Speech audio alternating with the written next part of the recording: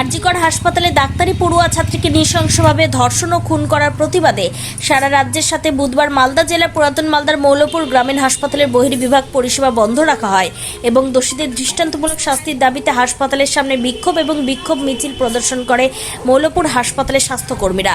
তবে হাসপাতালের ব্লক স্বাস্থ্য আধিকারিক জয়দীপ মজুমদার জানান, সারা রাজ্যের সাথে আমাদের হাসপাতালে বহির্বিভাগ পরিষেবা বন্ধ রয়েছে এবং আমরাও দোষীদের দৃষ্টান্তমূলক শাস্তির দাবি করছি।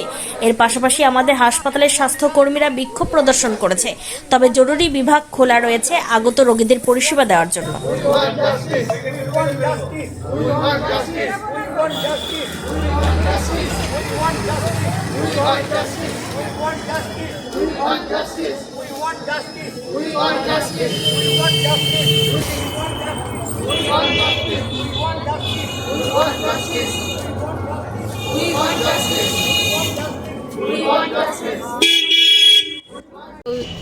হাসপাতালে এসেছি আউটডোরে। হ্যাঁ, কি দেখলেন এসে দেখছি বন্ধ আছে। আমি বাবার জন্য ওষুধ নিতে এসেছি।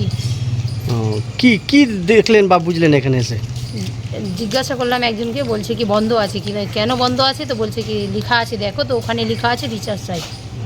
হ্যাঁ, আমি মোরপুর হসপিটালের বিএমএইচ ডক্টর জয়দীপ মজুমদার।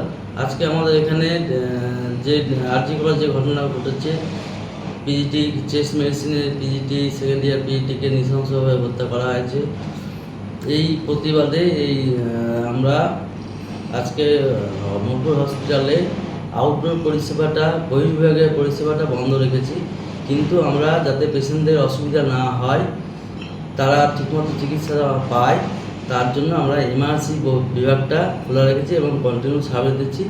এবং আশা করছি আজকে আমরা আউটডোর বন্ধ করেছি, ঠিকই আছে, সার্ভিস বন্ধ রেখেছি, কিন্তু ইনডোর মানে অন্তর্বিভাগ পরিষেবা বজায় থাকার জন্য কোনো পেশেন্টদের